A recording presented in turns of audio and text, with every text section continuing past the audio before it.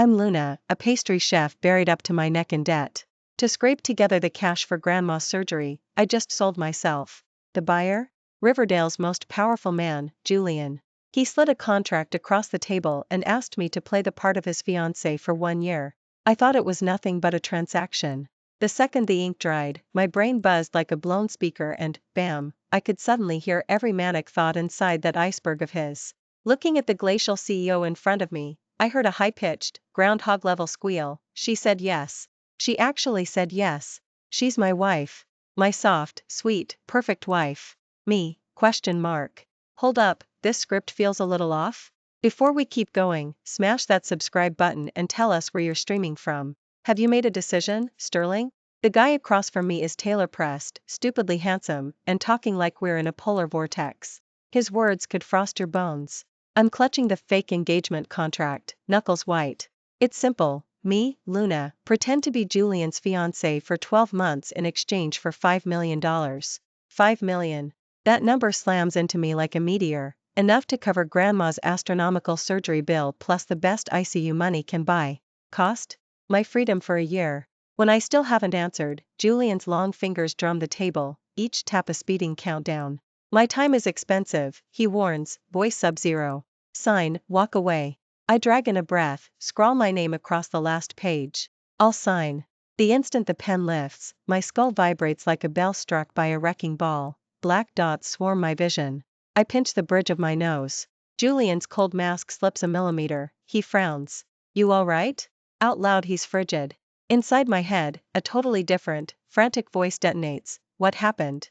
Why is she pale? Low blood sugar? Did I scare her? Was I too harsh? Victor, call 911. No, wait, an ambulance would freak her out even more. I snap my head up, gaping at him. Still stone-faced, jaw locked, eyes sharp, zero panic visible. Yet the voice keeps going. Why is she staring? Do I have something on my face? I checked the mirror at 7. Could she tell my palms are sweating? Impossible, my performance is flawless. Pretty sure I'm hallucinating. Probably sleep deprivation. Between double shifts at Whisk and Grandma's hospital invoices, I've pulled all-nighters until the walls wobble. I shake my head like a wet dog, trying to fling the voice out. I'm fine, Sterling. I straighten, go for brisk professionalism. Contracts signed. When do I clock in?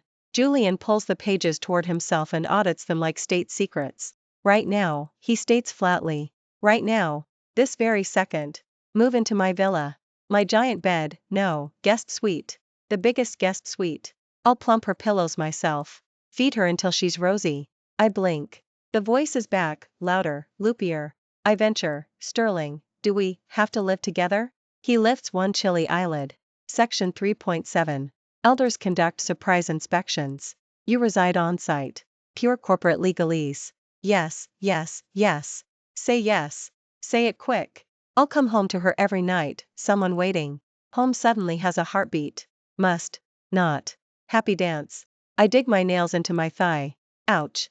Definitely awake. Dead certain now. This is real. I'm hearing his thoughts. Time to test it. I force a conflicted face. Problem is, I've got a cat, Puff. Super clingy. Can't leave her in my shoebox studio. Julian's brows crash together. He exhales through his nose. Finally, bring it. Cat. She owns a cat. Perfect excuse to linger, extra minutes petting Puff. I'll import Michelin star kibble. Commission a 7-tier cat condo. Love your pet level, unlocked. I volunteer as co-dad. Me, case closed. Yes, I can read his inner monologue. And the ruthless titan of Sterling's boardroom is, internally, a hyper, chatty golden retriever boyfriend. The contrast could snap a tendon. I watch his glacial profile while he mentally drafts blueprints for Puff's future palace and almost choke holding in laughter. Victor knocks and enters. Car's ready, sir. Julian grunts, flicks non-existent lint off perfect lapels. She's coming home. Home. Don't skip, Julian. Keep the Ice King mask welded on, no cartwheels down the corridor. He strides out, spine ramrod, leaving me an iceberg silhouette. I trail behind, replaying cartwheels in my head, lips twitching so hard they ache. Julian. This deal just became way more entertaining. Chapter 2, his mansion squats in Riverdale's ritziest pocket, gold. The car glides through manicured topiary and stops at a limestone palace. Staff lined the steps like a period drama. Welcome back, Sterling, the head butler bows. Julian nods, gestures for me to enter first. Behold, your future queen. Admire her. Pamper her. Anyone who side-eyes her gets shipped to a desert mine.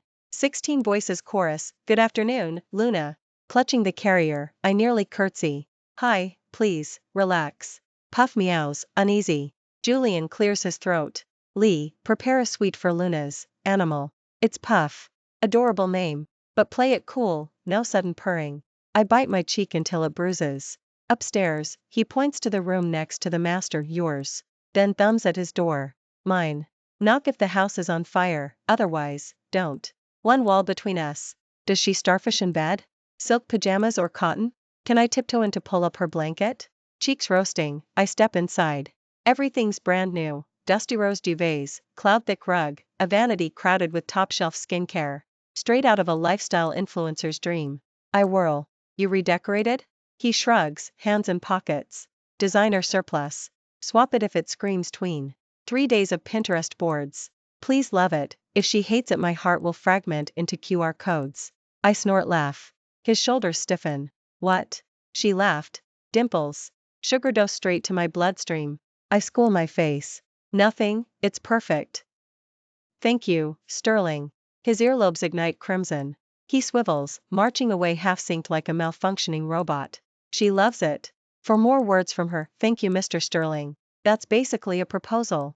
Chill, man, do not walk like a wind-up toy.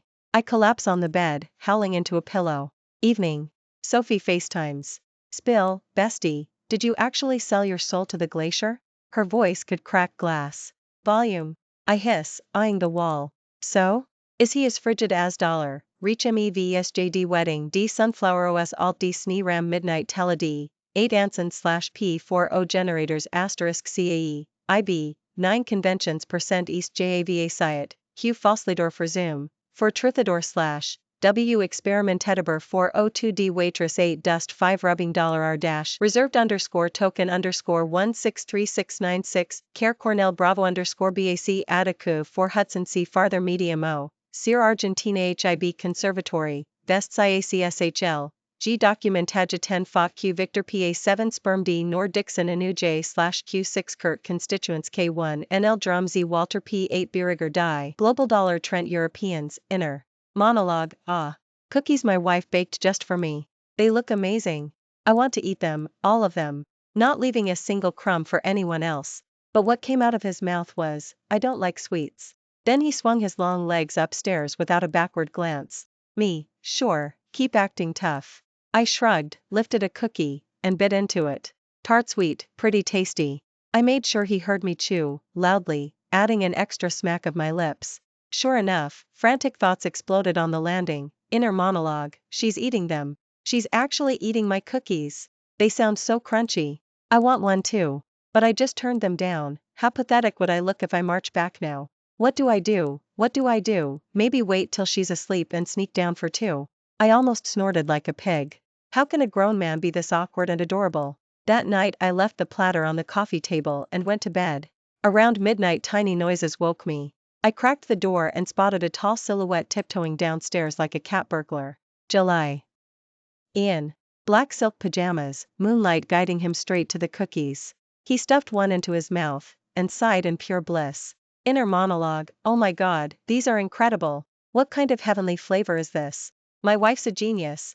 I'm the luckiest guy on the planet. 1 became 2, 2 became 3. As he reached for the last few, I couldn't resist a soft cough. Ahem. He froze mid-chew, half a cookie still puffed in his cheek, crumbs dusting the corner of his mouth. Inner monologue. Busted. I got caught stealing cookies. My aloof image is shattered. She'll think I'm a liar. She'll hate me. I want to crawl under the carpet and die. Looking at his stricken face, I burst out laughing. Sterling, I thought you didn't eat sweets. Chapter 4. Julian's complexion cycled from pale to crimson to thundercloud in 3 seconds flat. He stood there, cookie still hostage in his mouth, completely fossilized. His mind, meanwhile, spammed me with doom. Inner monologue, just end the world now. I've lost all dignity. She must think I'm a hypocritical fraud. Will she pack up tonight and leave, even forget the $5 million payout? I softened, walked over, and took the near-empty plate. Guess my baking passed the test, I said lightly, raising the last cookie to his lips. Fooled the all-powerful CEO into a midnight snack raid. His lashes trembled. He stared at the cookie, then at my fingers, unmoving. Inner monologue, she's not mad? She's feeding me?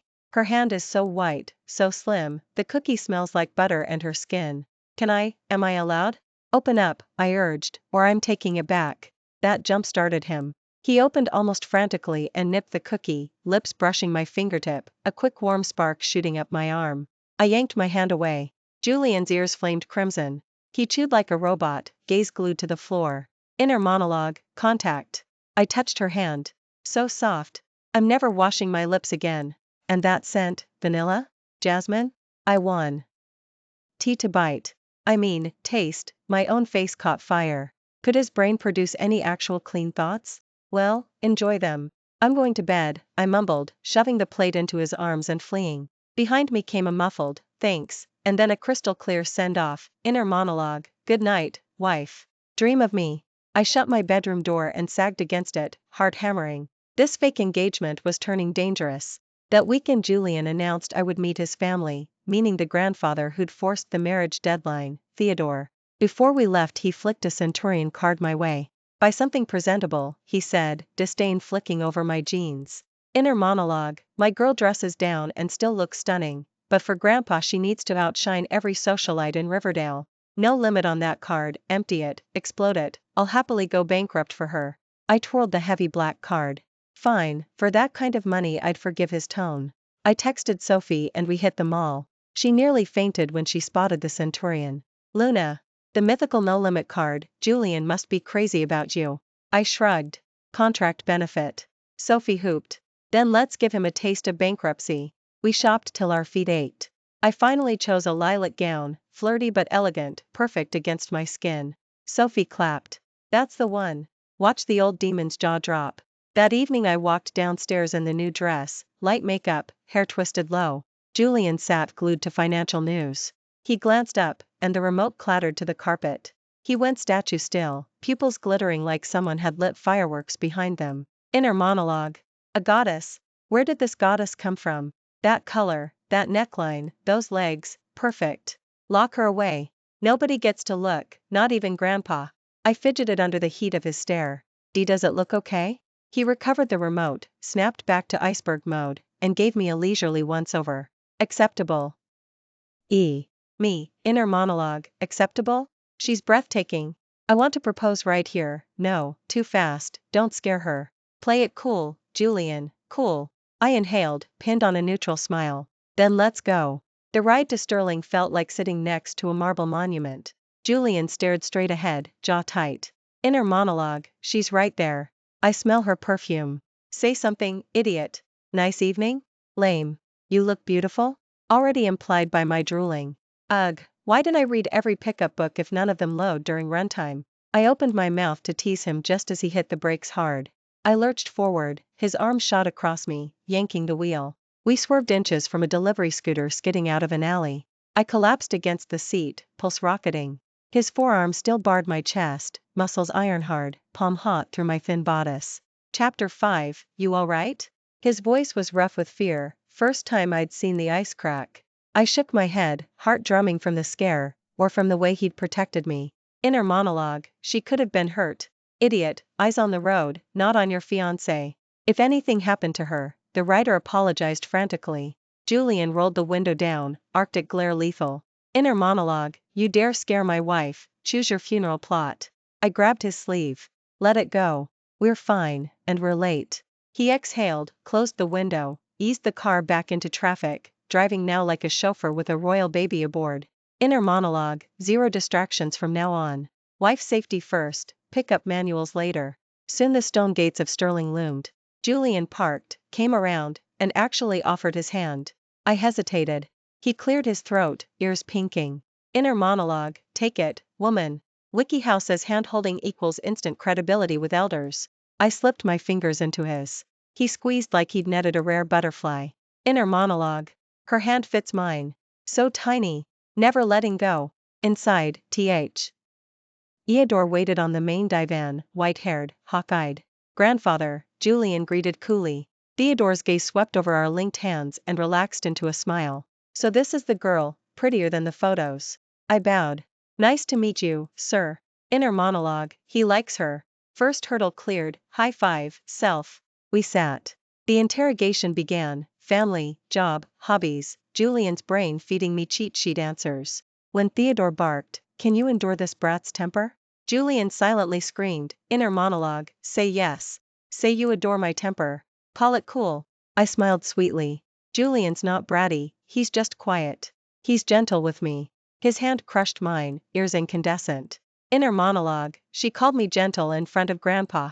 She loves me, this is happening. Dinner passed without bloodshed.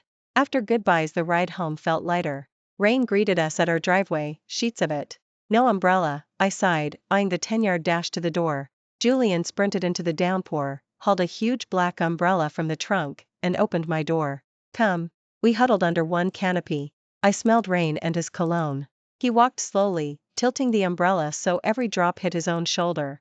His jacket darkened, my silk stayed dry. Inner monologue, as long as she's dry I don't care. But, she's so close. I can hear her breathe. At the threshold I glanced at his soaked sleeve. You're drenched. Worth it. He wiped a droplet from my cheek, voice gravel. Good night, wife. And inside my head, triumphant drums, inner monologue, I protected her from the rain, 10 points. Next mission, make her fall for me before the contract ends. I slipped indoors, pulse tap dancing. The fake fiancé was already soaked, and I wasn't talking about the rain. I lifted my head and met his gaze right as it landed on me. Under the amber light, his eyes were deep as the sea, mirroring my tiny silhouette. In that instant the world seemed to hush, only the rain and our heartbeats remained. Ch. After 6, back at the mansion, Butler Lee hurried over, clean towels in hand. Sir, Luna, dry off quickly, don't catch cold. Julian snatched a towel, scrubbed his hair twice, then thrust the other, still fluffy one at me. Go take a hot shower first. His tone brooked no argument. Inner monologue, go shower. If you get sick I'll die of heartbreak. Uncle Lee. Boiled ginger tea. Extra brown sugar. Girls need it. Warmth flooded me. I accepted the towel. You change too, you're soaked. He gave a curt hum and jogged upstairs, his stride still hurried, as though hiding something. When I came out of the bathroom, a steaming bowl of brown sugar ginger tea sat on the nightstand, exactly as predicted. I sipped it slowly, the sweetness slid from my tongue to the bottom of my heart. It was Monday, my first official day reporting to Sterling's executive. That had been my single demand when I signed the fake engagement contract. I couldn't take his $5 million for nothing, I had to earn it. All I knew was pastry. Julian had objected at first. Inner monologue, no way. My wife cooking for others? Those hands play piano, paint masterpieces, and hold mine. They're not for kneading dough. But I insisted, so he finally caved. Inner monologue, fine, if she wants it, she gets it. But top-tier kitchen, premium ingredients, zero stress. Anyone who upsets her disappears from Riverdale. So I became the new pastry chef on the 38th floor executive dining room. Desserts for senior staff only. The workload was light, afternoon tea sweets, nothing more. Trouble arrived the very first morning. Manager, the room's head, greeted me with open hostility. She pulled me aside, voice syrupy sour. Luna, right? Rumor says the CEO ushered you in. Which Ivy League did you grace? I'm no honors grad, I said evenly. Just a baker. Oh? She drew the syllable out, sneering. A cook, huh? Listen up, this is Sterling, not some roadside stall. Impress fast or I'll make you wish you'd stayed on the SID. Ewok. I refused the bait and turned toward my station. She stuck her foot out. I tripped, barely catching the steel counter. Oops, she mocked, arms folded. Low blood sugar, sweetheart? Maybe eat breakfast next time. Nearby chefs smothered laughs. I shook with anger.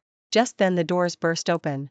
Julian strode in with a row of VPs, mid-discussion, and froze at the sight. His handsome face iced over. Inner monologue. She dares bully my wife? Victor, dig up her entire family tree. I'll ruin her. The roar inside my skull felt lethal. Every employee snapped to silence. Manager paled, stammering, President. Ignoring her, Julian crossed the room, eyes raking me for injuries. Only when satisfied did he exhale. Inner monologue, thank God she didn't fall. Otherwise blood would have spilled, today. He pivoted, gaze slicing toward manager. You're fired. Low, glacial, final. Manager gaped. Sir, what did I do? My dining room doesn't shelter garbage that bullies coworkers. Inner monologue, touch my woman and ask what you did? I'm being merciful, not tossing you off the balcony. Security muscled her out before she could plead. Not a soul breathed. Julian scanned the room, every head dropped. Finally he noticed my cold coffee, frowned, lifted the cup. Your latte's stale. I'll have Victor brew you a fresh one. He left with the lukewarm mug, the entire staff gaping in his wake. I'd become the galaxy's center of gravity, curious, envious, respectful stares stuck to me like glitter. Had he just defended me, wildly, irrationally, yet, securely? Chapter 7, News of Manager's Summary Execution whipped through Sterling overnight. Everyone now knew, the pretty new pastry chef on 38 belonged to the CEO, untouchable. The atmosphere turned harmonious overnight, colleagues offered snacks and smiles. I laughed at the power of a single word from him. That afternoon I crafted a mango mousse, sliced a perfect wedge, plated it, and rode the elevator to the penthouse, my first visit to his office. Imposing, frigid, echoing like an ice cathedral. Julian worked at his desk. Enter. I set the plate down. I brought you dessert. He glanced up, light flickered across his irises. Inner monologue, wife delivered love cake. Must spin her in circles. Can't, Victor's here. Play cool. Victor adjusted his glasses, pretending to be vapor. Julian tasted a forkful, face flat. Not bad. Inner monologue, heaven. Mango silk, cream clouds, my angel wife made this. Victor's eyebrow twitched. I smiled. Glad you like it. I'll head back, wait. Julian tossed me a key fob. I caught it, Porsche crest. Drive this to work. I'm fine on the subway, too far from executive. Inner monologue, my woman squeezed between strangers? Nope. Only I get to stand beside her. This is an order, he said, pressing the fob into my palm, our skin brushed. Inner monologue, her hand, so soft, heat zinged up my arm. Okay. Inner monologue, victory. She obeyed, note to self, quote more CEO lines. Victor's lenses flashed I can't even. That evening Julian had a client dinner. Don't wait up, he said at the door. Inner monologue, ugh, alcohol. Wish I could bail. Finish fast, race home to her. Drink less, I answered. He froze, surprised. Inner monologue, she cares. She's worried. She loves me, well, maybe. A faint smile ghosted his lips as he left. Alone, I video called Sophie. Girl, rumor says Julian nuked a manager for you. Total go nuclear for the woman he loves moment. He's smitten. It's only business, I lied, memories of umbrella, ginger tea, and that protective fury flooding me. We gabbed until 11. Still no Julian. Hollow inside, I cuddled Puff on the sofa, half watching reruns. Near midnight the front lock clicked. Victor half carried Julian in, whiskey fumes rolled off him. Sorry, Luna, the clients were fish. I've got him. I draped Julian's arm over my shoulder. Inner monologue, wife, smells so good, drunken thoughts stuttered. I towed off his show. Wiped his face, hot towel steam curling. As I turned to fetch water his fingers locked around my wrist. Stay. He rasped. Inner monologue, don't leave, head exploding, need you. I'd never heard vulnerability from him. I'm here. I perched on the mattress, stroking his furrowed brow. His grip loosened, breathing evened. This invincible titan had a hidden fracture, one only I could see. I traced the worry line between his brows. He snapped awake, flipped me under him. Chapter 8, we froze, him above, me pinned, his scent, spice, rain, bourbon, swirling. Our breaths collided, lashes nearly tangled. Inner monologue, at $% I pinned my wife? I'm an animal. Julian equals scum. Horror flooded his face, he tried to scramble off, slipped, and collapsed again, lips crashing onto mine. Time splintered. His mouth was soft, warm, tasting faintly of whiskey. My brain blue-screened, his did too. Inner monologue, static, system fried. He flung himself to the far edge of the bed, curling away like a guilty quail. Inner monologue, I kissed her. Unforgivable. Will she call 911? Hate me forever? Love story over, sobs. His mental wails were so dramatic I almost laughed. My first kiss, gone, to my fake fiancé, an iceberg outside, pure high school innocence inside. I sat up, touched tingling lips. You were drunk. He stayed statue still. Inner monologue, she spoke. Didn't scold. Angel. But I can't face her. Sleep it off, I said, slipping out before the comedic inner script made me snort. I shut my door, heart still sprinting. His warmth clung to my mouth, sleep deserted me. Next morning, two panda pairs met across the dining table. He lowered his newspaper, gaze darting anywhere but me. Inner monologue, talk? Ignore? Say sorry? I was drunk, sounds sleazy. Help. I buttered toast. Let's treat last night as a dog nipping me, erased. Julian jolted, eyes wide, wounded. Inner monologue, dog? Rabid mutt? My heart, shattered, cue violins, sigh. I meant we forget it and stay, profess. Ional. He murmured a hollow sure, slumped like frostbitten eggplant. Inner monologue, a string of crying emojis. Breakfast dragged on under a cloud of mutual heartburn and unspoken what-ifs. I watched him like this and felt an odd tightness in my own chest. I was clearly the one who'd been taken advantage of, so why did he look more wrong than me? The next few days Julian went out of his way to avoid me. He left at dawn and came back after midnight. Even when we passed in the hall he stared straight ahead, as cold as an Arctic wind. But the chillier he acted, the rowdier the voice in my head became. Inner monologue, my wife wore a new dress today, she looks amazing. I want to tell her, but I'm scared. Inner monologue, my wife's cooking is insane. I want a second bowl, but I'm scared. Inner monologue, my wife is laughing at the TV, so happy. I want to sit with her, but I'm scared. Me, Julian, keep this up and you'll develop split personalities, you know that? The weekend brought Sterling's yearly gala after party. As the CEO's fiancé, I naturally had to show. Julian ordered me the highest-end couture gown and booked the city's top stylist. When I walked into the ballroom on his arm, every head swiveled. Wow, that's the CEO's fiancé? Stunning. Standing next to him, perfect match, straight out of a fairy tale. The whispers made me squirm. Julian, on the other hand, straightened like a peacock fanning his tail. Inner monologue, you all hear that? They say my wife is gorgeous. They say we're made in heaven. Damn right we are. My wife is the most beautiful woman on the planet. I pinched his arm to tell him to cool it. He glanced down, puzzled. Inner monologue, why did my wife pinch me? Is she shy? So cute. Halfway through the evening a woman in a red gown glided over, champagne flute in hand. Julian, long time no see.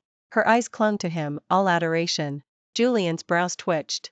Inner monologue, Annalise? What's she doing here? Annoying. Message rack. Rival located. Annalise ignored me and cooed at Julian. I just got back and heard you're engaged. Why didn't anyone tell me? Julian's tone was sub-zero, didn't see the point. Her smile froze, then she turned to me, scanning and smirking. So this is Luna? I hear you're just a little pastry chef from some corner shop. I'm dying to know what tricks you used to hook our Julian. The words were barbed, and people started staring. Before I could answer, Julian stepped in front of me, blocking her completely. Eyes like shards of ice, he warned, Zhao, watch your mouth. She didn't climb any branch. I begged, literally begged, her to say yes. Inner monologue, how dare you bully my wife? Who do you think you are? My wife is the best pastry chef alive, the treasure I'm scared to squeeze too hard, you're not fit to carry her mixing bowl. His declaration and the roaring in his head made my heart slam against my ribs. Annalise's face drained of color. Right then the MC announced the night's final surprise. Sterling's CEO would treat everyone to a song. The room erupted. Under a torrent of applause Julian walked to the stage, then simply stood there, eyes locking onto me through the crowd. This song is for my only love, my fiancée, Luna. The spotlight crashed over me, I froze. Piano notes floated as he launched into the old love ballad I adore. His voice was low, magnetic, off-key in places yet dripping with feeling. When the last note faded the hall thundered with applause, but instead of bowing he leapt off the stage. He parted the crowd like Moses, walked straight to me, and pressed the mic into my hand. Luna, he said, every camera flashing, let's tear up the contract. Let's start over, this time for real, with marriage at the finish line. Inner monologue, say yes, please. I can't live without you. I love you. His inner shout seared itself onto my heart. Looking at the hope and terror in his eyes, feeling my own pulse hammer, I took the mic, rose on my toes, and had a kiss across his lips. Yes. Chapter 9, the room went dead silent, then exploded in cheers and screams. Sophie bounced higher than anyone, shrieking herself hoarse. Victor adjusted his glasses 50 feet away, beaming like a proud dad. Julian himself turned to stone, eyes wide, unable to believe what just happened. Inner monologue. She kissed me. In front of everyone. She said yes. Is this real? Somebody slap me so I know I'm not dreaming. Laughing at his stunned face, I tugged his sleeve and whispered, what are you waiting for? Aren't you going to carry me away? He jolted back to life, laced our fingers, and sprinted for the exit, leaving the flashing cameras and roaring guests behind. We didn't stop until we reached the parking level. He shoved me gently into the back seat of his car, dove in after me, and slammed the door on the world. Silence fell, broken only by our ragged breathing. He turned, devouring me with his gaze. You just. What did I do? I teased. You kissed me. And you said yes. So, we're official? Real boyfriend-girlfriend, he asked like a prisoner awaiting sentence. Inner monologue, say it. Say it. One word and I'm yours for life. I cupped his face and kissed him again, no accident, no peck. Clumsily but deliberately I deepened the kiss, his body snapped taut, then he took over, cradling my head and claiming my mouth like a man starved. When he finally let me up we were both dizzy, lips swollen. Inner monologue, wife kissed me again. So sweet. So soft. I'm dead. Happily dead. He rested his forehead on mine, eyes liquid with tenderness. Luna, I love you. Inner monologue, I love you, I love you, I love you. From the second I saw you. I want to spoil you rotten, give you every last beautiful thing in the world. Tears slipped free, I couldn't stop them. Panicking, he wiped them frantically. Did I hurt you? I'm sorry, I'm so sorry. Inner monologue, I made her cry. I'm the war. St. Kill me now. I shook my head, laughing and crying at once. I'm not sad.